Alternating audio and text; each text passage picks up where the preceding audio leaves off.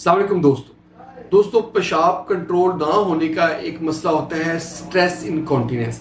इसमें होता यह है कि किसी बंदे को या किसी औरत को जब खांसी आती है या छींक आती है तो उसका यूरिन जो है वो निकल जाता है, यूरिन के कुछ कतरे निकल जाते हैं या काफ़ी सारा पेशाब निकल जाता है। इस बीमारी को हम स्ट्रेस इनकॉन्टिनेंस कहते हैं। होता इसमें ये है कि जो पेल्विक फ्लोर है यानी कि जो पेशाब की नाली जहाँ गुजर रही है वहाँ पे जो मसल्स हैं, जो पट्टे हैं, वो पट्टे कमज़ोर होते हैं। उन पट्टों के कमज़ोर होने की वजह से जब छींक आती है तो पेट के अंदर या खांसी आती है तो पेट के अंदर प्रेशर बढ़ जाता है। जब पेट के अंदर प्रेशर बढ़ता है तो उसकी वजह से पेशाब के कतरे लीक होते हैं, कंट्रोल नहीं हो पाता। जो स्फिंक्टर है, एक्सटर्नल स्फिंक्टर, वो काम नहीं करता और यूरिन लीक कर जाता है। औरतों में ये मसला बहुत ज़्यादा कॉमन होता है, मर्दों में ये बहुत कम होता है। बहुत कम ये चीज़ पाई जाती है मर्दों में, क्योंकि मर्दों की पेशाब की नाली जो है वो लंबी होती है और औरतों की पेशाब की नाली छोटी होती है और पेल्विक फ्लोर भी औरतों में कमज़ोर होता है। ख़ास तौर पे वो औरतें जिन्होंने बच्चे पैदा किए होते हैं, 4-5 बच्चे उनके नॉर्मल डिलीवरी से हुए होते हैं, उन औरतों में ये मसला और ज़्यादा होता है। और बहुत सारी औरतें इसको नॉर्म में ले रही होती हैं, वो कहती हैं कि ये एक नॉर्मल चीज़ हो गई है, वो इसको इग्नोर कर रही होती है। इसको इग्नोर नहीं करना चाहिए। इसके लिए जो है ना पेल्विक फ्लोर एक्सरसाइज करनी होती है। पेल्विक फ्लोर एक्सरसाइज को हम कीगल एक्सरसाइज भी कहते हैं। कीगल एक्सरसाइज पे मैं सेपरेट वीडियोस भी बना चुका हूँ, आप वो वीडियोस देखें। थोड़ा सा मैं बता देता हूँ कि कैसे करना होता है। अपनी जो पोटी वाली जगह है ना उसको दबा लेना जोर से, ऐसे जैसे हवा खारिज होने लगे तो दबाते हैं कि हवा ना निकल जाए।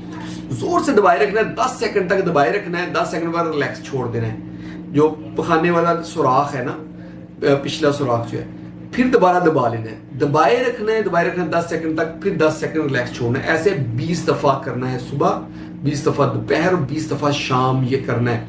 ये हम जब करते हैं तो इससे जो पेल्विक फ्लोर है वो बेहतर होता है। इसके अलावा थाइस के दरमियान में पिलो रख लेना है, सरहाना रख के उसको थाइस के साथ जोर से अंदर को यूं दबाना है, दबाए रखना है 10 सेकंड तक, फिर जो है ना उसको ढीला छोड़ देना है, फिर जोर से दबाना है, फिर ढीला छोड़ देना है। ये दूसरा तरीका है। एक है ब्रिजिंग, लेट जाना है, लेट के अपने जो एड़ियां हैं वो अपनी बटक्स के साथ जोड़ लेनी है और उसके बाद बटक्स को ऊपर उठाना है। ऊपर को जब उठाएंगे बटक्स को, फिर नीचे ले जाना है, फिर ऊपर उठाना है, फिर नीचे ले जाना है। इसको हम जो है ना ब्रिजिंग कहते हैं। ये वाली एक्सरसाइज भी कीगल एक्सरसाइज में शामिल है, इससे भी इंप्रूवमेंट आती है।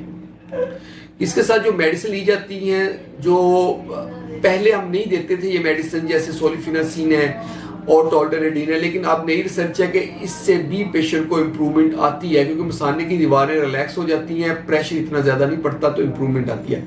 इसके साथ साथ डिलॉक्सिटीन टैबलेट है, उसका इसके ऊपर अच्छा इफेक्ट्स है, उससे भी इम्प्रूवमेंट आ जाती है इसमें। और अगर कोई ठीक ना हो रहा हो तो फिर हम सर्जरीज करते हैं। सर्जरी में क्या करना होता है कि जो पेशाब की नाली है जिसको हम यूरिथ्रा कहते हैं, उसके साथ हम एक स्लिंग लगा देते हैं। स्लिंग लगा के उसको ऊपर उठा देती है और यूरिन जो है ना वो लीक नहीं करता।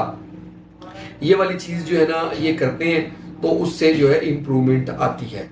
तो इस सर्जरी को हम टीवीटी या टीओटी कहते हैं।